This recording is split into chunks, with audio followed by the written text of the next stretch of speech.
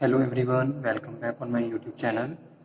Production management में आज के सेशन में डिस्कस करेंगे principles of total quality management. Total quality management का हमारा मेन टॉपिक चल रहा है, जिसमें हमने इससे रिलेटेड कुछ टॉपिक डिस्कस कर लिए हैं। और let's cover today session principles of TQM. आज के सेशन में डिस्कस करेंगे प्रिंसिपल्स ऑफ टीक्यूएम। टीक्यूएम के कौन कौन से मेन प्रिंसिपल्स होते हैं। So let's cover. First one है primary responsibility for product quality rest with the top management. Okay, तो first principle of TQM is based on responsibility of the top management to create an organisational structure. Okay, तो जो management है, management को एक organisation structure maintain करके रखना चाहिए। Product design process proper होना चाहिए, उनका प्रोडक्शन प्रोसेस का एक प्रोसेस होना चाहिए, and incentive that encourage and reward good quality, ताकि वो इस तरीके से गुड क्वालिटी को प्रॉपर मेंटेन कर सके, और जो लोग इसके लिए इनिशिएट ले रहे हैं उनको रिवॉर्डेड भी कर सके। ठीक है, तो इसीलिए फर्स्ट प्रिंसिपल है टोटल क्वालिटी मैनेजमेंट का, primary responsibility for product quality rest with the top management. यानी कि top management have to conduct certain program and formulate the policy and the structure, so quality must be improved according to the buyer requirements। ठीक है, तो proper एक organisation का structure होना चाहिए। अगर मैं क्वालिटी की बात कर रहा हूँ तो क्वालिटी आप तभी अचीव करोगे जब आप एक स्ट्रक्चर में काम करोगे, एक प्रोसेस स्टेप बाय स्टेप काम करोगे, जो कि रिस्पॉन्सिबिलिटी होती है मैनेजमेंट की। ठीक है, अगर प्रोडक्शन मैनेजर काम प्रोडक्शन डिपार्टमेंट में प्रोडक्शन मैनेजर है,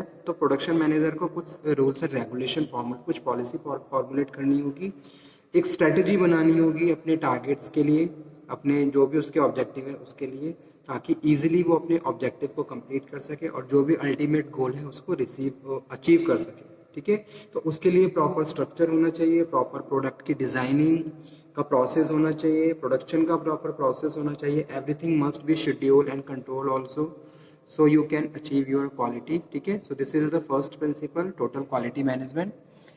second one है quality should be customer focused and evaluated using customer based standard। okay, whenever you are doing any production, okay, then you have to focus on customer requirements। कोई भी product आप produce कर रहे हो तो उसके लिए आपको क्या करना है, आपको कस्टमर की रिक्वायरमेंट को आइडेंटिफाई करना है। First of all you have to identify customer requirements। Customer की क्या एक्सपेक्टेशन है, आपको उसको डिस्कस करना है। ठीक है, उसको आइडेंटिफाई करना है, तब जाके आप कस्टमर की प्रॉब्लम को आइडेंटिफाई करोगे और उसकी रिक्वायरमेंट के हिसाब से आप उसको प्रोडक्ट प्रोवाइड करवाओगे। तो सेकंड प्रिंसिपल TQM का यही है, quality should be customer focused. This is require organization to work closely with their customer to determine what customer want in product। ठीक है, जैसे कि एक मार्केट रिसर्च होती है, मार्केट रिसर्च में हम ये फाइंड आउट कर लेते हैं कि भाई हमारा कस्टमर किस तरीके का प्रोडक्ट चाह रहा है, और उसके नीड और उसकी एक्सपेक्टेशन के हिसाब से हम उसको प्रोडक्ट प्रोवाइड करवाते हैं।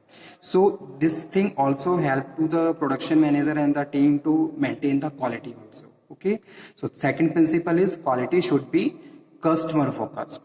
Third one is every employee is responsible for achieving good product quality। ठीक है, whenever you are working in the production department, you have to focus on the worth of the every employee।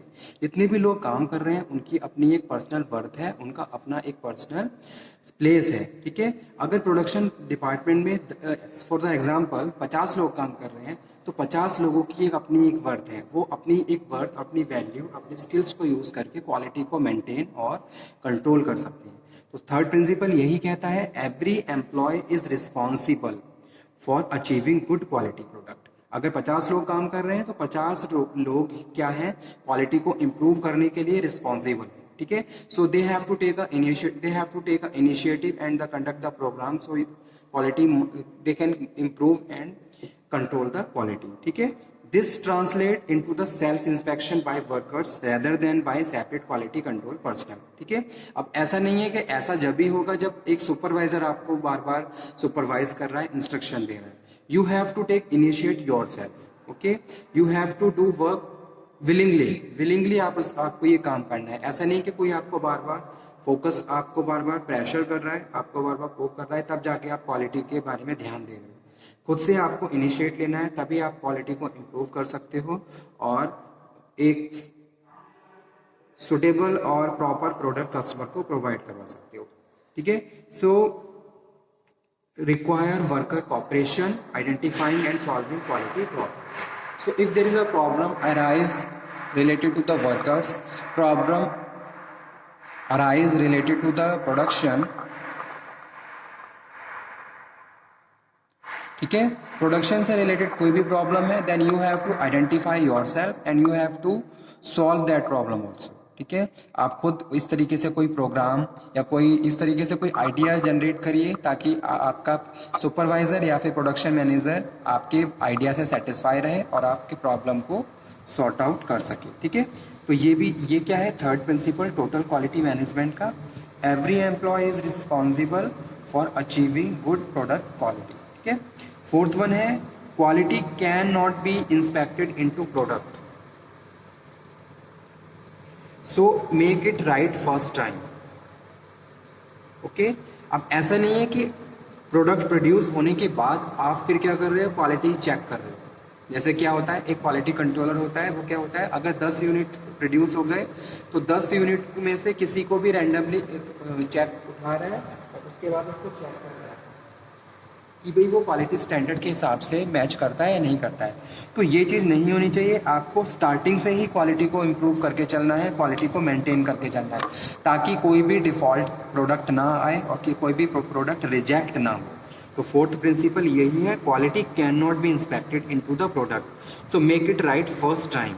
Making it right और doing it right the first time should be goal of the workers. ठीक है, आपको starting से ही qualitative work करना है, qualitative functions perform करने हैं ताकि आपका कोई भी प्रोडक्ट जो भी आप प्रोड्यूस कर रहे हो वो किसी भी कंडीशन में रिजेक्ट ना हो। तो this kind of initiate have to take by the workers to improve the quality.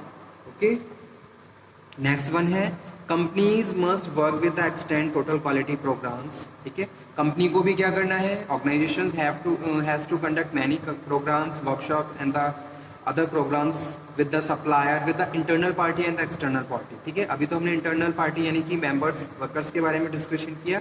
तो ऑर्गेनाइजेशन को जो जितनी भी ऑर्गेनाइजेशन की एक्सटर्नल पार्टीज है, जैसे कि बहुत सारे वेंडर हैं, सप्लायर हैं, जहाँ से रॉ मटेरियल आ रहा है, तो उन लोगों के साथ भी प्रॉपर प्रोग्राम कंडक्ट करनी चाहिए। उन लोगों को अपनी ऑर्गेनाइजेशन की पॉलिसी के बारे में बताना चाहिए ताकि क्वालिटेटिव रॉ मटेरियल वहाँ से वो लोग मंगवाएं और उसको अपने प्रोडक्शन में यूज़ करें। और इससे क्या होगा, आपकी प्रोडक्ट की क्वालिटी और ज़्यादा बढ़ जाएगी और रिजेक्शन के चांसेस और ज़्यादा कम हो जाएंगे। अगर आपका इनपुट क्वालिटेटिव होगा तो ये इंश्योरिटी रहेगी कि आपका जो आउटपुट है वो भी क्वालिटेटिव ही प्रोड्यूस होगा। ठीक है, तो इस तरीके की प्रैक्टिसेस भी आपको यूज़ करनी होंगी, तभी जाके आप प्रॉपर प्रोडक्शन में क्वालिटी को कंट्रोल कर सकते हो, मैनेज कर सकते हो। ठीक है, तो यही थे कुछ principles of total quality management. इसके बाद जो नेक्स्ट एक प्रिंसिपल है ये भी हम डिस्कस कर लेते हैं।